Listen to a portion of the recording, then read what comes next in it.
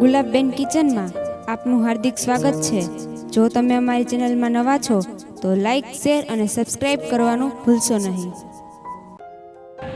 આજે આપણે આવી ગયા છે એક નવી રેસીપીની સાથે। તો રેસીપીમાં આપણે બનાવવાના છે ખાખરા।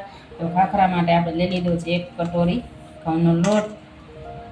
આપણે રેગ્યુલર જે ઘરમાં રોટલીનો વાપરતા હોય એ ટાઈપ જ આપણે લોટ લીધો છે।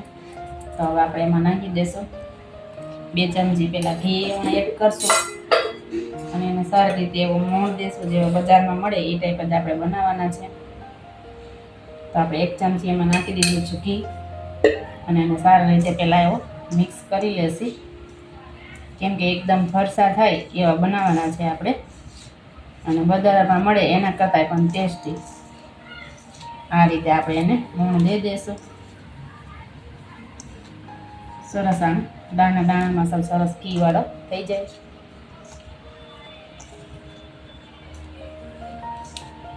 પછી બધા મસાલા એમાં આપણે એડ કરતા જશું। હવે સારી રીતે એવો આપણે તમે જોઈ શકો છો મોણ સરસ એવો દેવાઈ ગયો છે આમાં ઘીમાં, અને આ રીતે આપણે કરીએ એટલે સરસ આમ મુઠિયા વળે એ ટાઈપનો થઈ ગયો છે। તો જે આપણે આમાં 2 પાવડા નાખી દઈશું તેલ। એ તેલ તો પછી આપણે મસાલા મિક્સ કરશું એમાં ભેગું મિક્સ થઈ જશે। આપણે ઘી નાખ્યું છે એટલે સરસ એવું મોણ એમાં ચડી ગયું છે। તો 2 પાવડા નાખી દઈશું એમાં તેલ। બધા મસાલા આપણે એમાં એડ કરતા જશું। 1 ચમચી આપણે ધાણા પાવડર, 1 ચમચી લાલ મરચું પાવડર,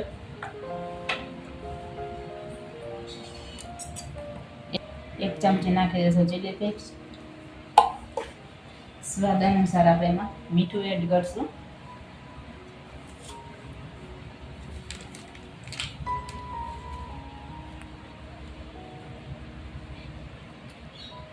અડધી ચમચી આમચૂર પાવડર,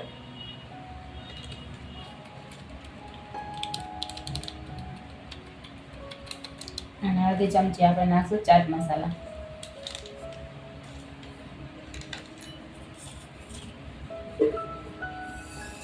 અડધી ચમચી આપણે એમાં એડ કરી દઈશું હળદર। પછી આમાં આપણે લઈ લીધું છે લીલું મરચું અને કોથમરીની એવી સરસ પેસ્ટ બનાવી લીધી છે, કેમ કે આપણે ખાખરા બનાવવા છે તો એમાં જાડું એવું પેસ્ટ આવે તો એ ન હાલે, એટલા માટે આપણે આવું સરસ ઝીણું એવું દરી લીધું છે પાણી નાખીને।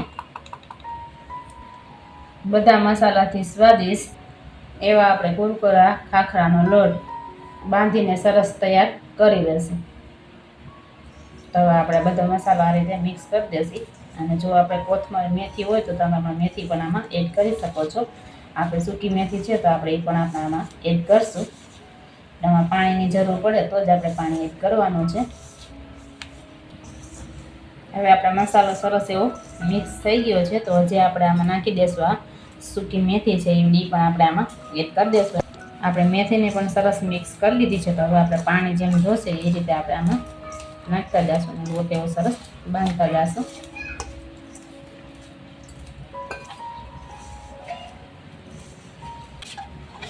હવે જોઈ શકો છો સરસ એવો આપણે લોટ કઠણ બાંધી લીધો છે।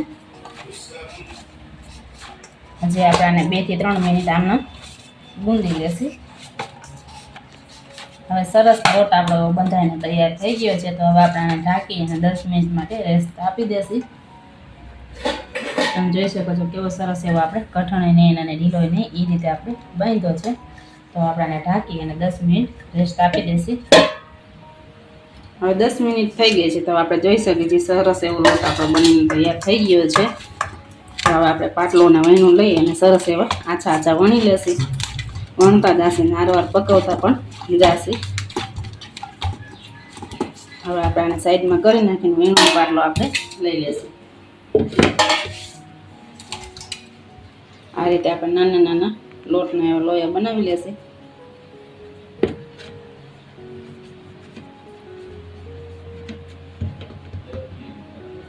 પછી એને ઘઉંનો લોટ લેવાનો છે વારવા માટે।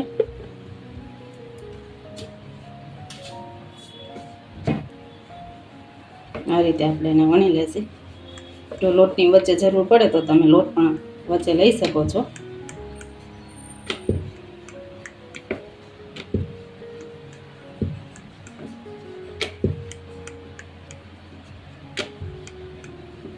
અને ચા હારે દહીં હારે તમને ખાવાની એટલી બધી મજા આવે. આવડા ખાખરા એકવાર બનાવજો, એકવાર જરૂરથી ટ્રાય કરજો અને કોમેન્ટ બોક્સમાં જણાવજો કે કેવા બન્યા હતા અને તમે કઈ રીતે બનાવો છો એ પણ અમને કોમેન્ટમાં જણાવજો.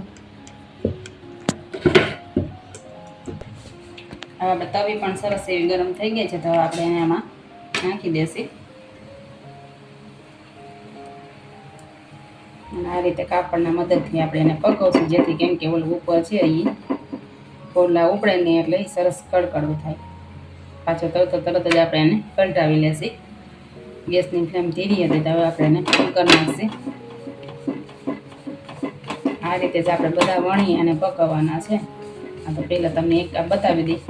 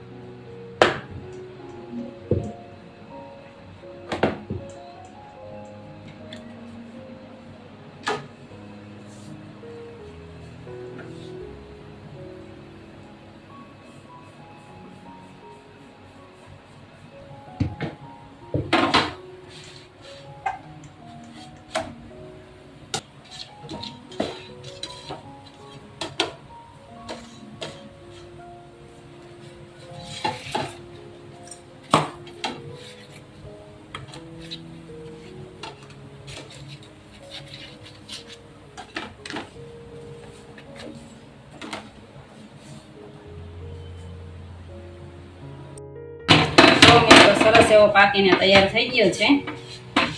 હવે તમને બતાવી દેશું ઓલી કોઈ પલટાવીને પણ તમે જોઈ શકો છો.